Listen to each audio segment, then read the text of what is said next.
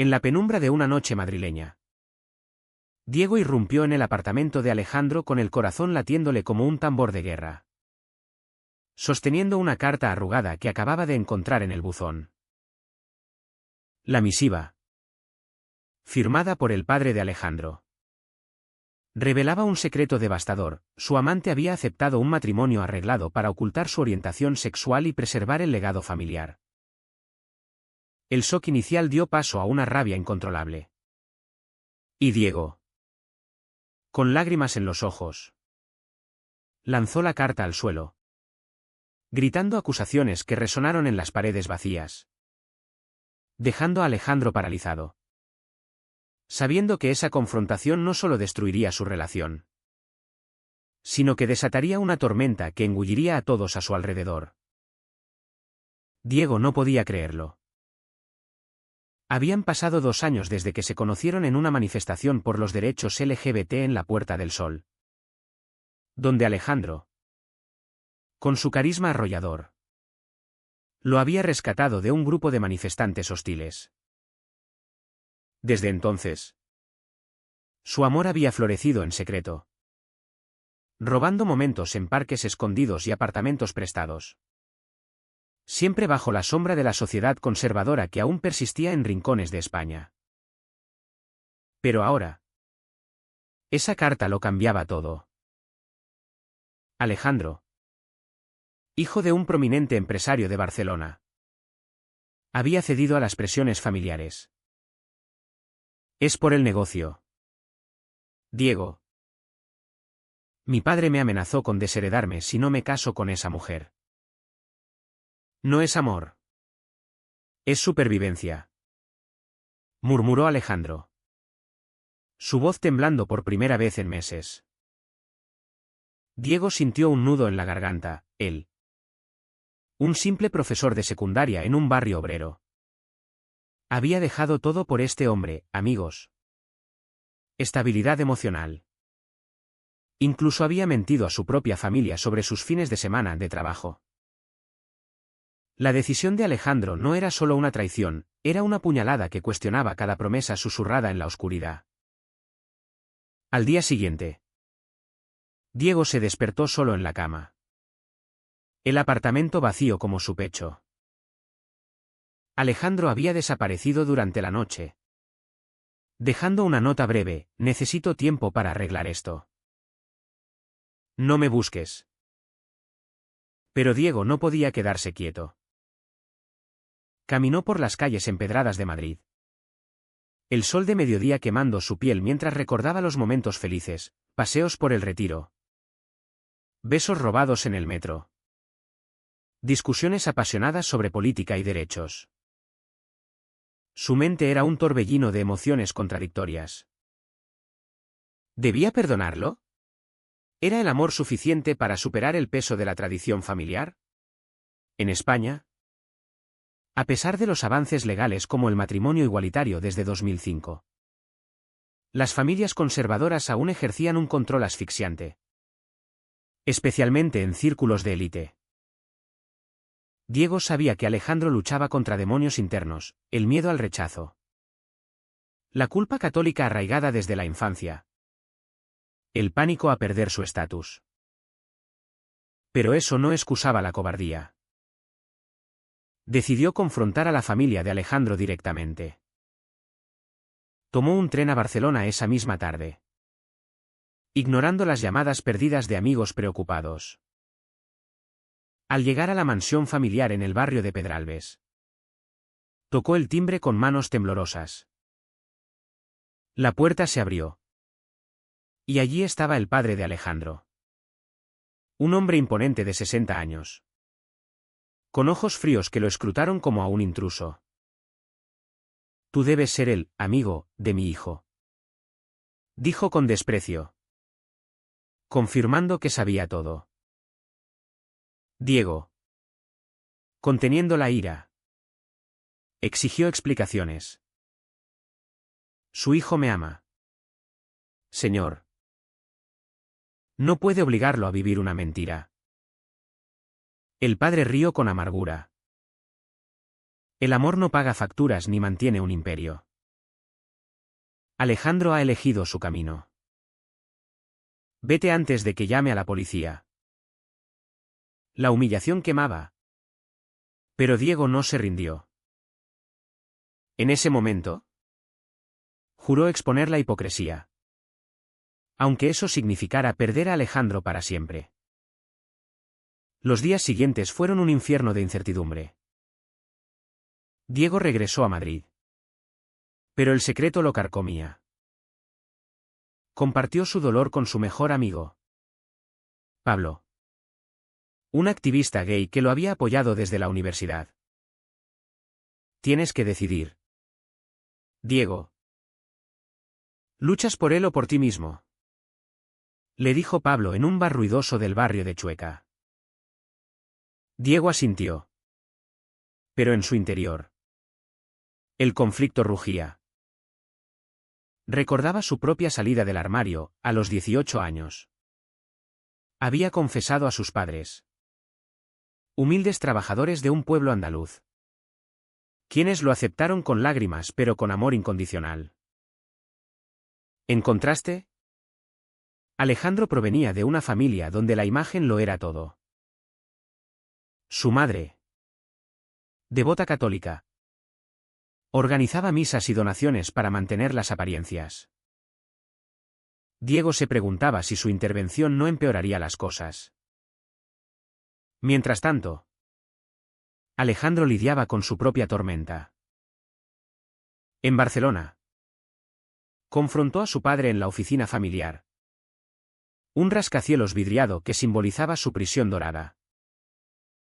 No me casaré. Papá. Amo a Diego. Declaró. Su voz firme por primera vez. El padre, rojo de ira, lo amenazó: si eliges esa vida, pierdes todo, la empresa, la casa, tu nombre. Alejandro salió de allí destrozado, sabiendo que su decisión costaría caro. Esa noche, llamó a Diego. Pero el teléfono sonó en vano. Diego, en un acto de autodefensa, había bloqueado su número. La separación forzada intensificaba el dolor. Y ambos hombres se sumergían en un abismo de soledad, cuestionando si el amor valía el precio de la ruina familiar y social. Alejandro no podía soportar el silencio. 2 semanas después de la confrontación, viajó de vuelta a Madrid, determinado a reconquistar a Diego. Lo encontró en su escuela, esperando al final de la jornada. Por favor, escúchame, suplicó, ignorando las miradas curiosas de los colegas de Diego.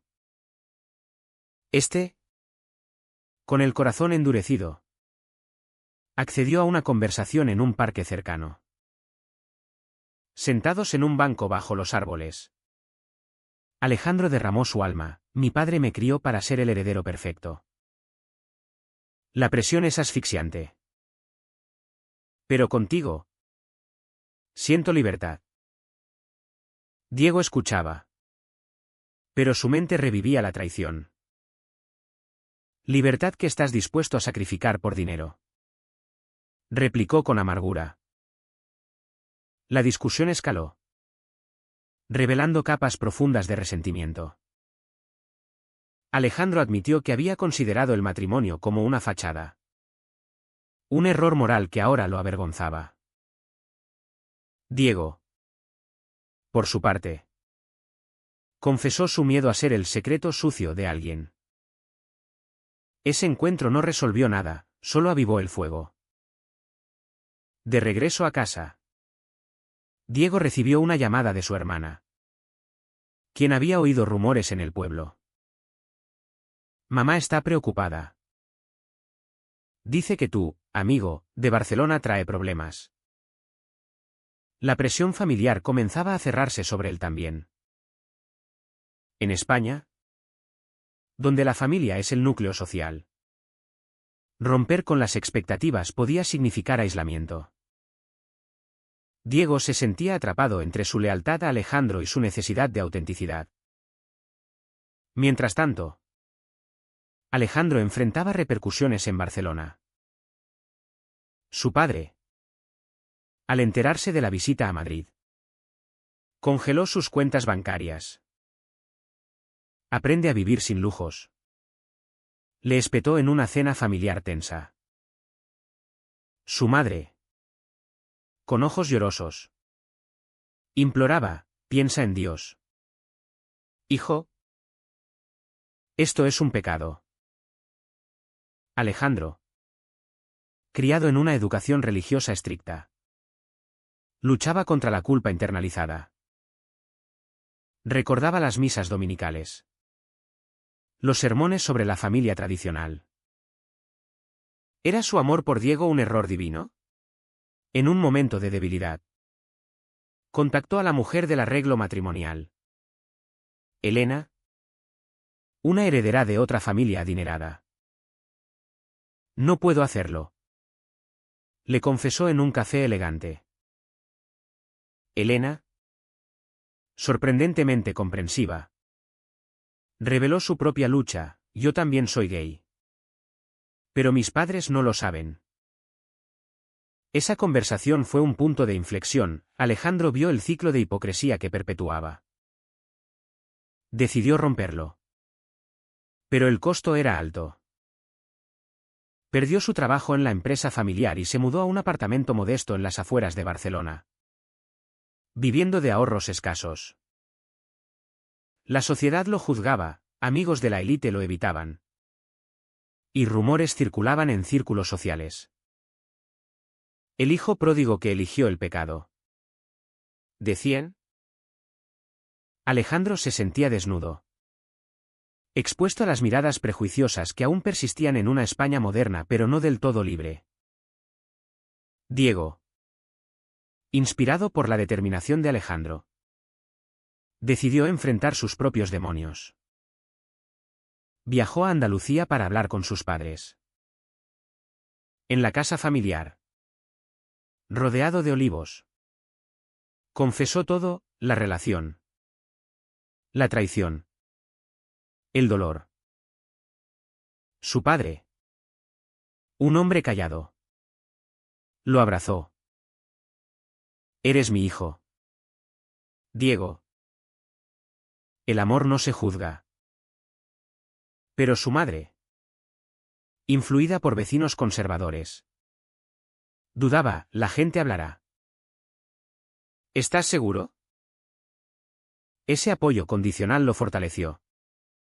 Pero también lo hizo cuestionar la tolerancia superficial.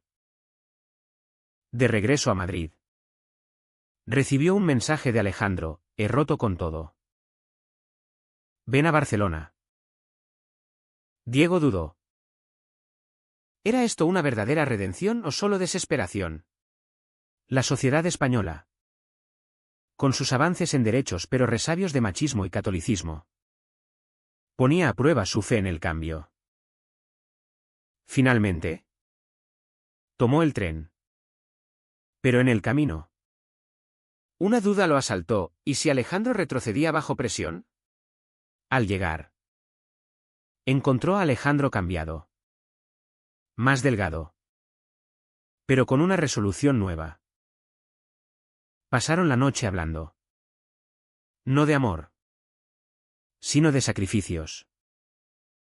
He perdido mi herencia, pero gané mi alma, dijo Alejandro.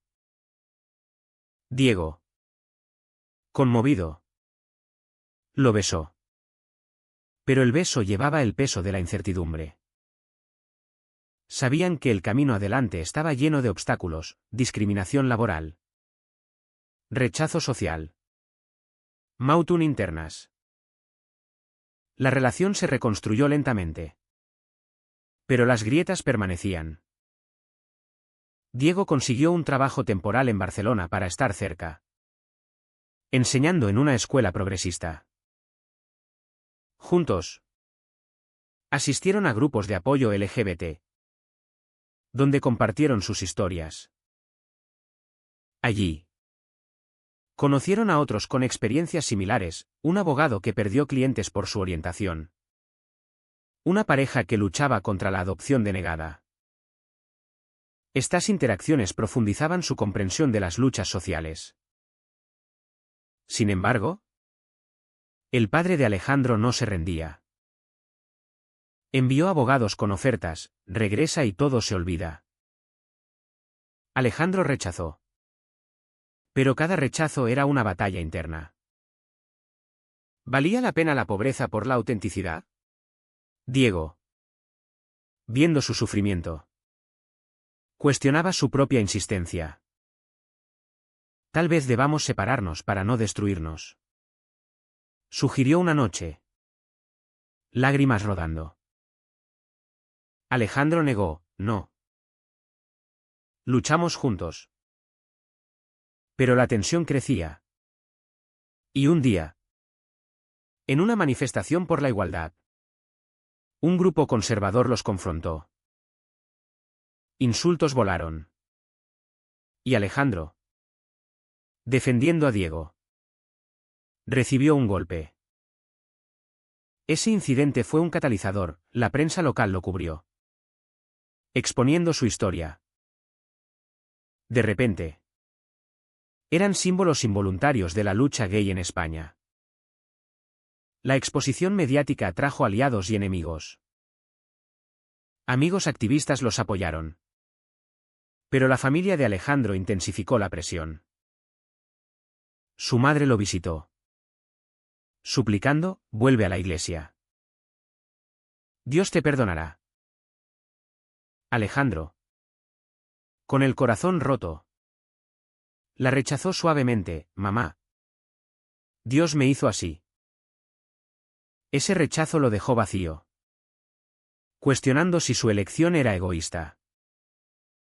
Diego, meanwhile, lidiaba con su propia culpa. ¿Había empujado a Alejandro demasiado?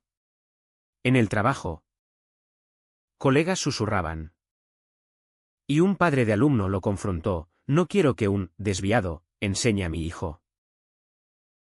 La discriminación laboral era real. A pesar de las leyes protectoras. Diego consideró renunciar. Pero Alejandro lo detuvo, si cedemos. Ellos ganan. Su relación se fortalecía en la adversidad. Pero las discusiones se volvían frecuentes. Tú no entiendes el precio que pago. Acusaba Alejandro. Y tú no valoras mi apoyo. Replicaba Diego. Estas confrontaciones revelaban mautunéticas. ¿Era moral forzar a alguien a salir del armario? ¿Debía el amor prevalecer sobre la familia? Un giro inesperado llegó cuando Elena, la exprometida, contactó a Alejandro. Tus padres me presionan para demandarte por ruptura de acuerdo. Era una trampa legal. Usando contratos prematrimoniales para arruinarlo. Alejandro, aterrorizado, consideró ceder. Tal vez deba aceptar un arreglo falso. Diego, al enterarse, sintió una traición renovada. Después de todo, volverás a mentir. La discusión escaló a una pelea feroz, con acusaciones volando como dagas. Diego salió furioso, pasando la noche en un hotel. Solo reflexionó sobre sus opciones, quedarse y luchar, o irse y preservar su cordura. Al amanecer, decidió confrontar al padre de Alejandro directamente. Irrumpió en la oficina familiar, exigiendo, deje a su hijo en paz. El padre, sorprendido, lo amenazó con seguridad. Pero en ese momento, Alejandro apareció, habiendo seguido a Diego. Papá. ¿Basta? Elijo a Diego. La declaración fue un punto de no retorno. El padre, furioso, Lo desheredó formalmente. Alejandro salió de allí libre, pero quebrado financieramente y emocionalmente. La pérdida fue devastadora. Alejandro cayó en depresión, cuestionando cada decisión. He destruido mi vida por amor. ¿Vale la pena? Diego lo apoyaba. Pero el peso era abrumador. Buscaron terapia, donde exploraron sus traumas, la internalizada homofobia de Alejandro, el miedo al abandono de Diego. Estas sesiones revelaban verdades dolorosas. Diego admitió que su insistencia provenía de su propia inseguridad, temiendo ser el segundo plato. Alejandro confesó que su vacilación era miedo a la pobreza, habiendo crecido en lujo. Juntos reconstruyeron. Pero un nuevo conflicto surgió, amigos comunes los traicionaron. Pablo, el amigo de Diego, reveló accidentalmente detalles privados en una red social, atrayendo trolls y amenazas. La sociedad digital amplificaba el prejuicio, con comentarios anónimos que los herían profundamente. ¿Por qué no se esconden como antes?, decían algunos. Esto forzó una decisión, seguir públicos o retirarse. Optaron por la discreción, mudándose a un barrio anónimo en Valencia para empezar de nuevo. Allí, Alejandro encontró trabajo como consultor independiente. Y Diego en una escuela inclusiva. La calma era frágil, pero permitía sanar.